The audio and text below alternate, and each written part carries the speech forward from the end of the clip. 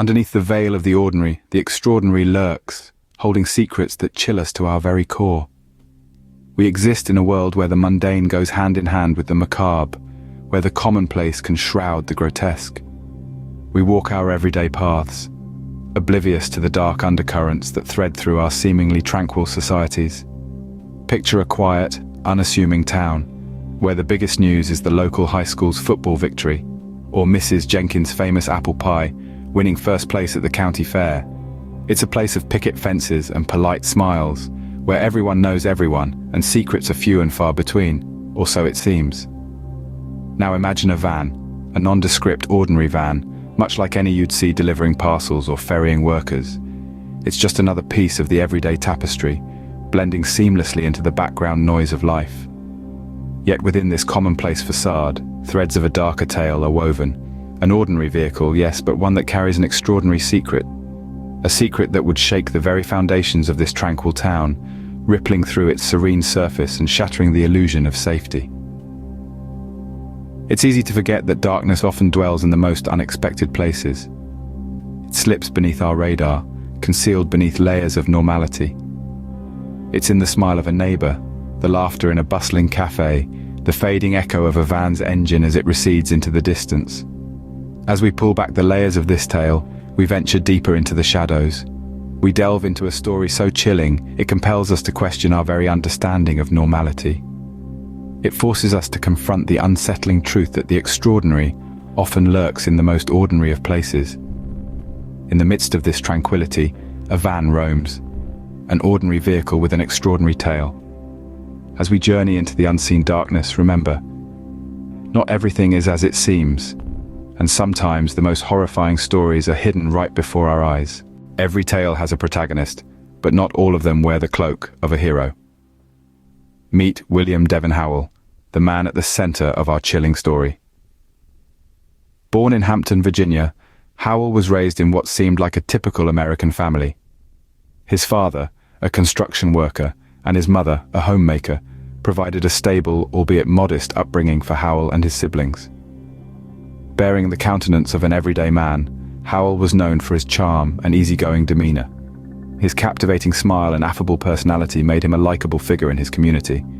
He was the kind of person you'd strike up a casual conversation with at a local bar or grocery store, never suspecting the darkness that lurked beneath the surface. Howell's occupation was just as ordinary as his persona. He worked as a drifter, taking on odd jobs here and there. He was a jack of all trades, from mowing lawns to fixing cars. His most constant companion, a van, a seemingly innocent, battered van that he drove around offering his services to those in need. Little did anyone know this van would later earn a notorious nickname, the Murder Mobile. Behind this facade of normalcy, however, Howell was harboring secrets. Secrets that would soon send shockwaves through the community. His life, it seemed, was a carefully constructed veneer, designed to hide the sinister realities that lay beneath. The question that remains, how could a man with such an ordinary life be the protagonist of a story so horrifying? How could this seemingly normal individual carry out such heinous crimes, undetected for so long? To answer these questions, we must delve deeper into the life of William Devin Howell, the man behind the wheel.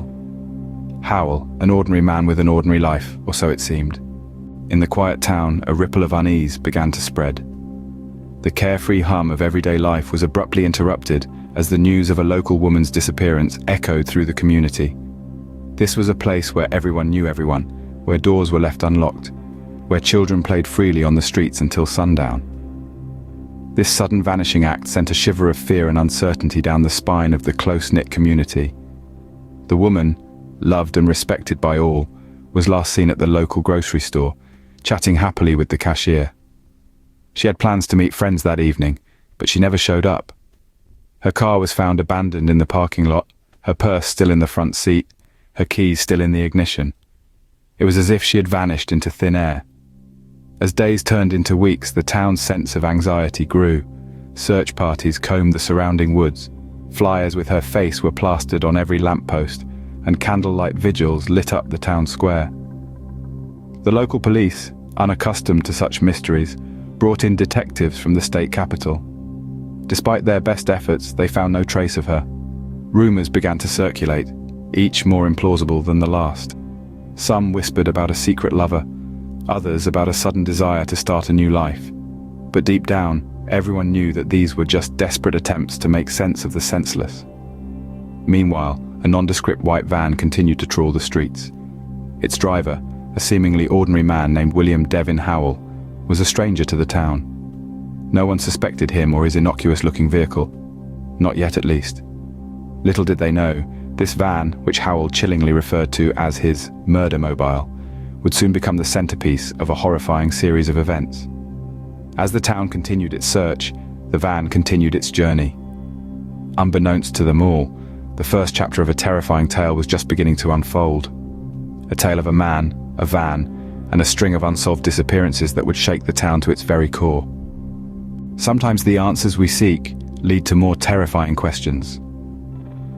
In a quiet corner of a town once draped in the comforting shroud of anonymity, a chilling discovery was made.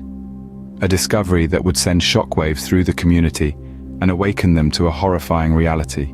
The first victim was found. Her life brutally extinguished, her remains a haunting testament to the darkness that had visited their town. The news spread like wildfire, leaving a trail of fear and distress in its wake. Parents clutched their children closer, neighbors regarded one another with suspicion, and the once peaceful streets bore an eerie silence. The ordinary had suddenly transformed into potentially sinister. The safe haven was no more. The town was now a crime scene. The local authorities, ill-prepared for such a monstrous act, requested assistance. Soon, seasoned detectives and forensics experts descended upon the town, their solemn faces a mirror to the gravity of the situation. The investigation intensified, each clue meticulously examined, each lead doggedly pursued. They were not just looking for a criminal, they were hunting a predator. As the grim reality settled in, the town rallied. Candlelight vigils were held, not just in memory of the lost soul, but as a beacon of hope in the ominous darkness. Strangers comforted each other, their shared fear forging a bond of unity.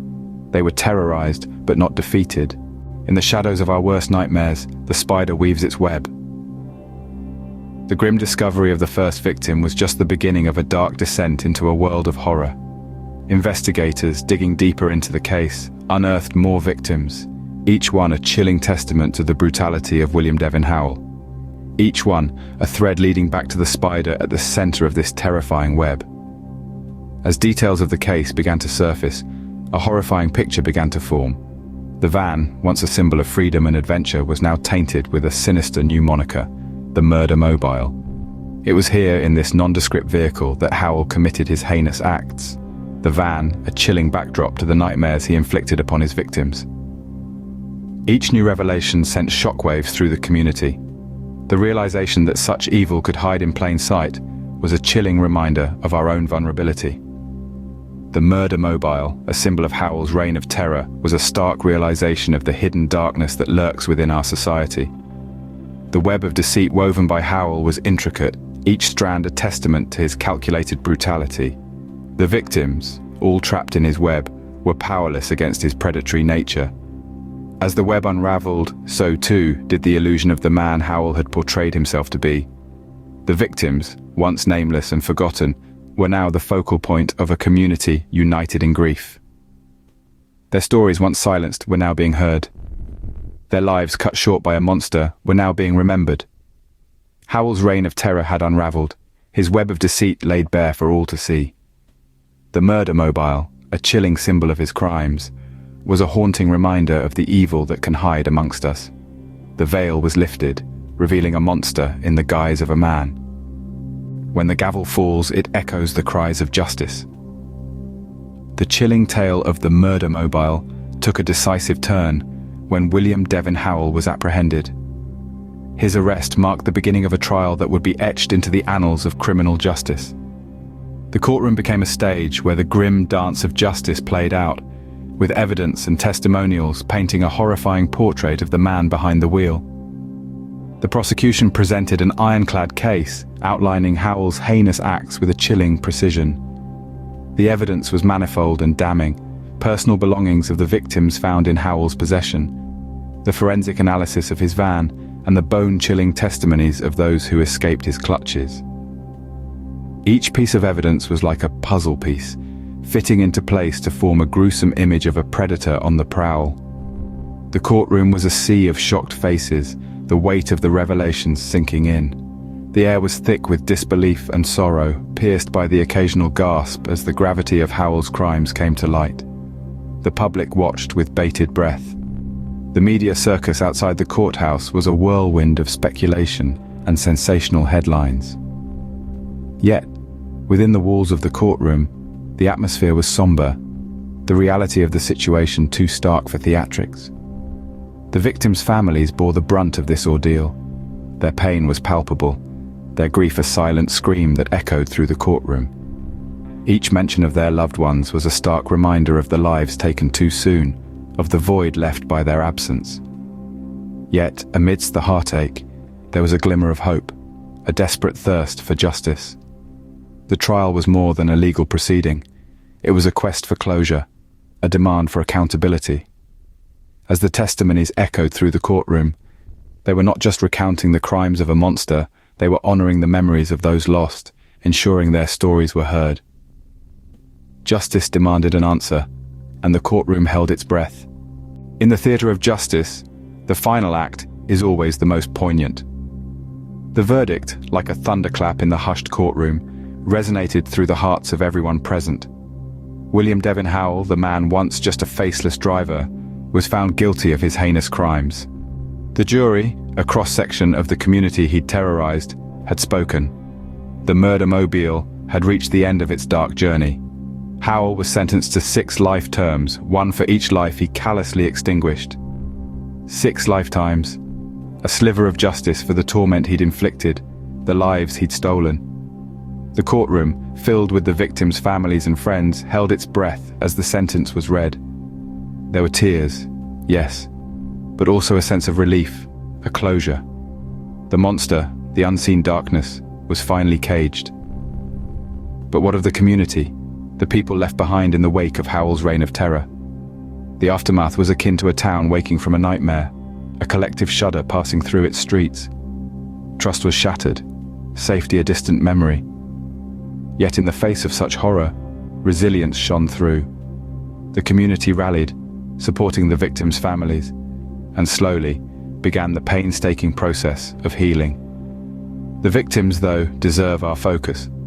6 lives, each with their own dreams, their own stories, cruelly cut short. Their families carry their memories, their hopes, their love. They are not just victims, but daughters, sons, mothers, friends. In the aftermath, they are the beacon of hope, their strength a testament to the human spirit's indomitable resilience. The aftermath of Howell's crimes was marked by grief and loss. Yet it also bore witness to the power of unity, of a community coming together to heal.